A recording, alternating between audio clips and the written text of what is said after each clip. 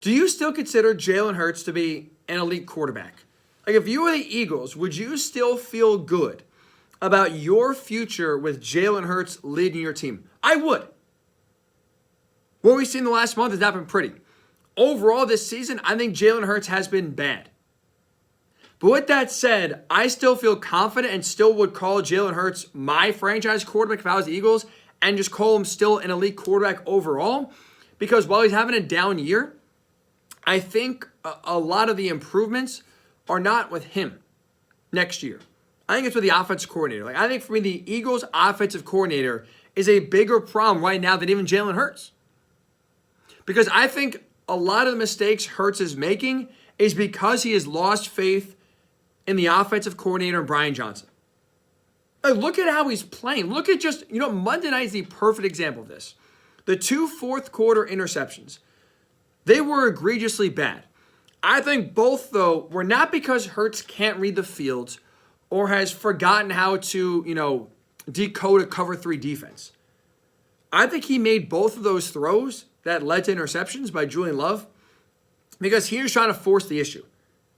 He doesn't trust the offense to consistently go down the field and score points, especially touchdowns. So I think he's trying to take it into his own hands and kind of do a little bit what Josh Allen has done in Buffalo a lot, which is try to be the hero. And we've seen with Josh Allen, it has not worked out, well all the time. He's had his share of turnovers, plenty of reason for blame for a few Bills' losses throughout his career can be put on his shoulders. He's been having some pretty bad games at times because he's tried and felt the need to play Superman, be the hero, and win the game on his arm by himself. I watch Jalen Hurts. I see the same thing. He's doing a lot of the same things when it comes to throwing the football and putting it in harm's way. And I think in large part, it's because he is trying to force it and doesn't trust the offensive coordinator in Brian Johnson to put this team in a position to succeed. So he's saying, you know what? Screw it. I'll do it by myself. And that's why you're seeing Jalen Hurts uncharacteristically fit balls into tighter windows, make bad decisions, and have a lot of turnovers this season is, to me, more about him trying to force the issue than it is him just regressing as a quarterback. And I think this is a one-season problem. Like we saw with Mahomes in 2021, where all of a sudden defenses started realizing, hey, we can't blitz this Chiefs offense because Kelsey's unguardable one-on-one, and Tyreek Hill's going to just run past everybody. So let's just drop everyone and basically play prevent defense. And guess what? For a large part of 2021, Mahomes was in the blender. Couldn't figure it out, turned the ball over a ton, Chiefs lost games. Now, that season they lost to the Bengals in the AFC title game, but still able to figure out enough to where they made it to the AFC title game. They're still good enough to have home field in the playoffs. But it didn't take until the offseason. It didn't take until 2022 for Mahomes to realize, I got to take what the defense is giving me. It was more of a psychological change than it was anything physical or anything technical. And I think the same thing is going to be holding true here for Jalen Hurts. Part of it's physical because I think his knee injury is also giving him some major problems and has limited his mobility when it comes to running out of the pocket. But I think a large part of his adjustment this offseason is going to be psychological. Is going to be, you know what? I got to do less. I got to take the checkdowns. I got to make sure that I'm putting the ball in a good position. And I got to make sure that instead of chucking the ball deep on 3rd and 10, I hit the underneath route, get a first down, and keep the chains moving. I think that's a lesson Hurts is going to have to learn. But I think it's also a lesson that's going to come by for the Eagles by changing offensive coordinators. Like, it's not a sexy position we talk about a ton, especially when the head coach is not the play caller. Right? When it is, we talk about it more. But when you have an offensive coordinator, it's not like on the off-season watch list of, who they got to hire as OC. And so when Shane Steichen left to go to the Colts, I don't think many people, including myself, looked at that as a massive loss for the Eagles. Of, Shane, wow, it's a big knockout for the Eagles. I don't think they're going to be able to overcome it. You look at the roster, offensively, basically stayed the same. You just insert quarterback coach Brian Johnson now, bump him up to play calling duties, but you're running basically the same team back offensively that lit up the league in 2022. Just run it again and do it again in 2023. And now you're seeing it's not that simple. Steichen's showing you on his own in Indy how great and how creative he is of an offensive mind. And I think that's what's lacking right now with the Eagles. There is not a lot of creativity. There's not a lot of deception. And I think Hurts is recognizing that, realizing, wow, things are not coming anywhere near as easy as they were last year. This is a problem. And that's why I think you're seeing him force throws more.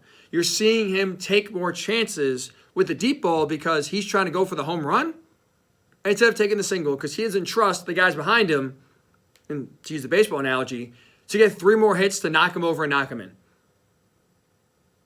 Monday night was the perfect example of that. Drew Lock goes right down the field against a bad Eagles defense, scores a touchdown as we know. Now if you're the Eagles, you're down by 3. Still 30 seconds left, still have time. And you look at how the game ended on the game-ending interception by Hurts. Look at the time and look at the situation. Eagles were on their own 45-yard line. They had 2 timeouts left. There was 13 seconds left. So you could throw in the middle of the field, and Jake Elliott has a big leg where you don't have to, you only need really 15, 20 yards to get into field goal range. And with 2 timeouts, everything's at your disposal. You can absolutely do that in 13 seconds. But what did Jalen Hurts do on that play? Drop back, wound up, chucked it deep to A.J. Brown. He's never really open. Safety read his eyes the whole way. Julian Love comes over, picks it off. Game over. But if you go back and watch that play again, I have it on my Twitter if you want to check it out very fast. At Ryan_Hickey and the number 3 on Twitter. Posted a screenshot. Right as Hurts is ready to let go of the ball, look to Hurts' left. There is Kenny Gainwell, who leaked out. He's in there for pass protection, but then leaked out as a dump off to Hurts. He's on the left side of the field. There is no one in a Seahawks blue jersey in his zip code. He catches that if Hurts wasn't pressing. If he trusted the offense to be able to march down the field, he's not throwing that ball then to A.J. Brown. He's dumping it off to Kenny Gainwell, and Gainwell's running 30 yards, 40 yards. And there's no one in the screenshot in terms of him and the closest Seattle defender. So he's running for a mile. He's getting bare minimum in a field goal range. I'm assuming with how many kicks Jake Elliott has hit, I believe he's actually perfect when it comes to game-winning kicks or game-tying kicks in the fourth quarter and overtime. So you got to assume he's going to hit the kick. You're going to go to overtime, and then you got a brand new game. But the reason why I think, at least, in watching Hurts this season, why he didn't take that easy dump down to get into field goal range is because I don't think he trusted this offense, and specifically Brian Johnson, to put them in a position to where they could score a touchdown and win the game, either in regulation or in overtime. So he tried to take the game into his own hands, and it failed like it has a lot of this season, where it's led now to him leading the league with 17 turnovers. That's uncharacteristic for Jalen Hurts. He is someone who's had a lot, who's secured the ball, done a very good job with it. Turnovers were never really a big problem at Alabama, at Oklahoma, and in his early years with the Eagles. I mean, last year he had 8 turnovers on the whole season. And he's already doubled that this year with still 3 games to go.